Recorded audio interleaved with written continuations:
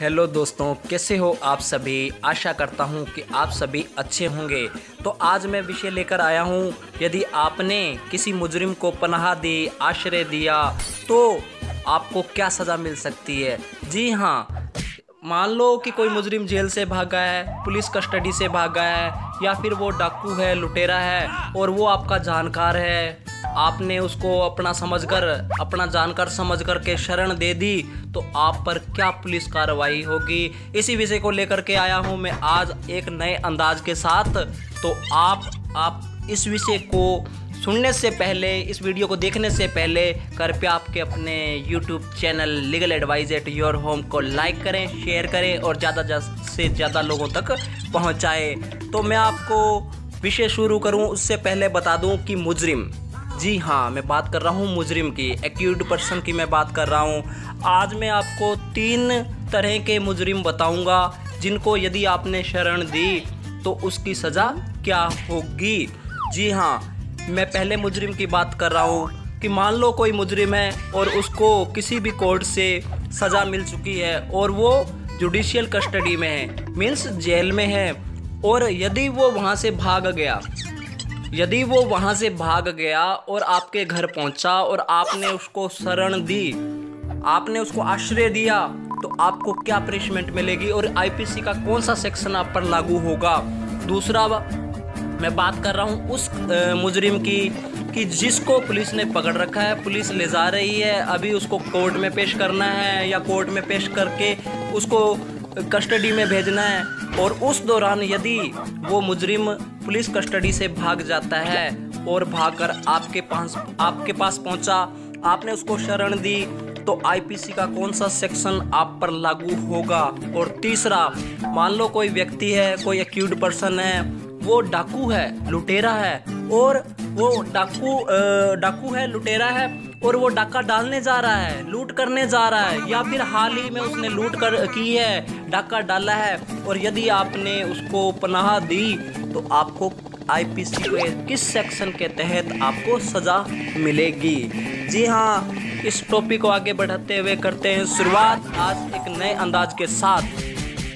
तो पहले मैं बात करूं कि ऐसा मुजरिम जो जेल से भाग चुका है, जिसको किसी कोर्ट से सज़ा मिल चुकी है, यदि आपने उसको पनाह दी तो आप पर आईपीसी का सेक्शन 212 लगेगा।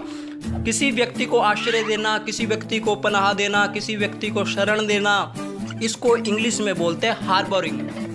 यदि आपने किसी एक्यूज्ड पर्सन को हार्बरिंग की, किसी एक्यूज्ड पर्सन को पनाह दी, आश्रय दिया, शरण दी, तो आप पर आईपीसी का सेक्शन 212 लगेगा। आईपीसी के सेक्शन 212 के तहत आपको जो पनिशमेंट मिलनी है, वो पनिशमेंट उस व्यक्ति के अपराध के अनुसार मिलेगी। मतलब यदि वो भागा हुआ मुजरिम जिसको मृत्युदंड की सज़ा हो चुकी है, यदि उस मुजरिम को मृत्युदंड की सज़ा हो चुकी है, तो आपको कम से कम 5 वर्ष की सज़ा प्लस फाइन मिलेगा। कहने का मतलब है उस मृत्युदंड से दंडनीय व्यक्ति जो कि जेल से भागा हुआ है, तो उस अपराध के एवज में आपको 5 वर्ष की सज़ा और जुर्माना का भुगतान करना पड़ेगा।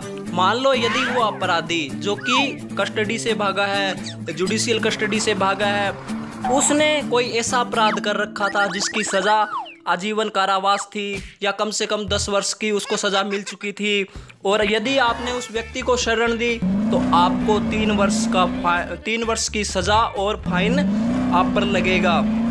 और तीसरा, यदि वो कोई ऐसा मुजरिम था जो जुडिशियल कस्टडी से भागा है, उसने कोई ऐसा अपराध कर रखा था जिसमें उसको 1 वर्ष की सज़ा मिली थी, और आपने उस व्यक्ति को शरण दे दी, तो आपको उसकी सज़ा का 1/4 भुगतान करना पड़ेगा। मीन्स यदि उस व्यक्ति को किसी कोर्ट ने जो भी सज़ा दे रखी थी, 1 वर्ष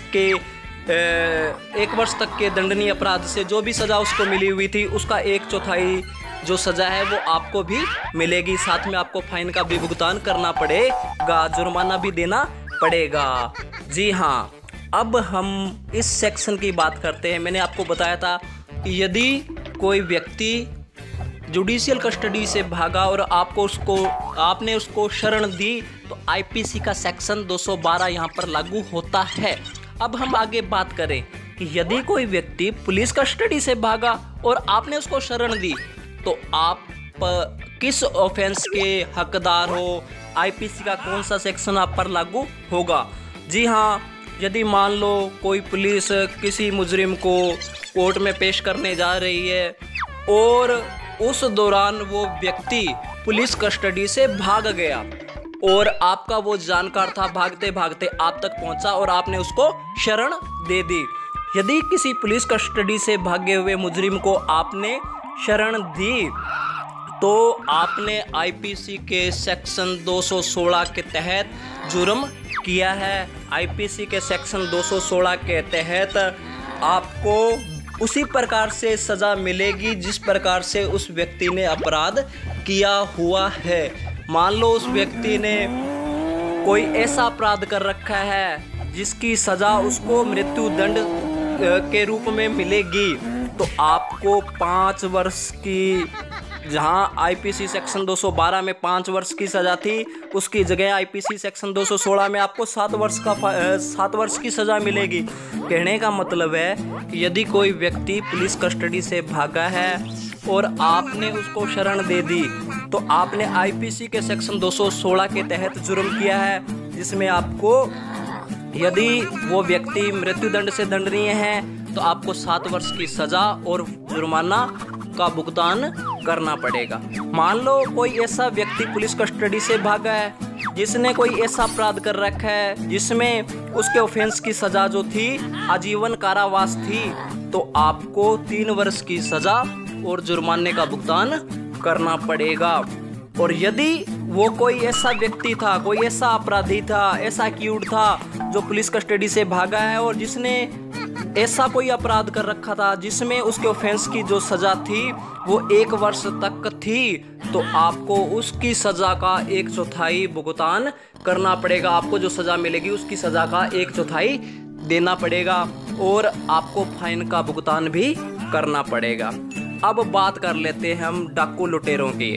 जी हाँ, कोई ऐसा व्यक्ति जो डाका डालने जा रहा है, लूट करने जा रहा है। यहाँ पर मैं 2 चीज़ें बताऊंगा आपको कि एक, डाका डालने जा रहा है और लूट करने जा रहा है, और नंबर 2, हाल ही में जो डाका डाल के आया है या लूट करके आया है। कोई ऐसा अपराधी, ऐसा लुटेरा, ऐसा डाकू जो हाल ही में डाका डालने जा रहा है या लूट करने जा रहा है, या फिर हाल ही में जो डाका डालकर आया है या लूट करने कर आया है, आपने उस व्यक्ति को पनाह दे दी, शरण दे दी, तो आपने आईपीसी के सेक्शन 216A, याद रखिए, किसी डाकू या लुटेरे को शरण देने के जुर्म में आपको जो सज़ा मिलेगी वो आईपीसी के सेक्शन 216A के तहत मिलेगी, जिसमें आपको 7 वर्ष का कठोर कारावास और जुर्माने का भुगतान करना पड़ेगा।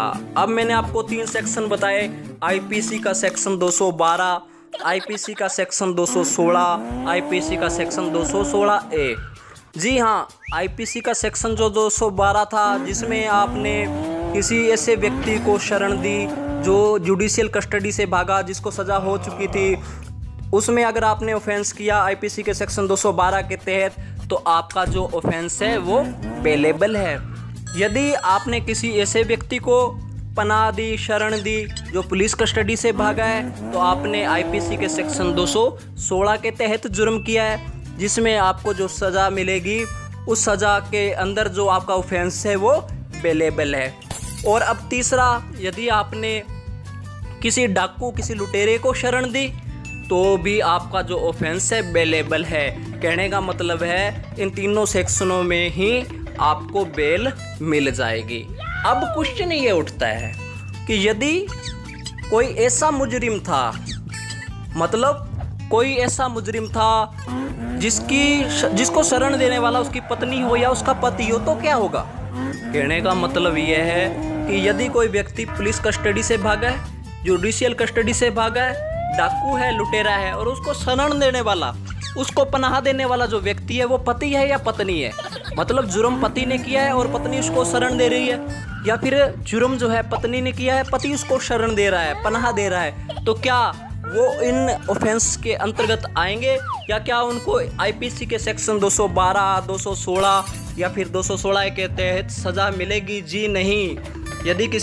यदि कोई पति पत्नी आपस में एक दूसरे को शरण देते हैं तो वो इस ऑफेंस के अंतर्गत नहीं आते।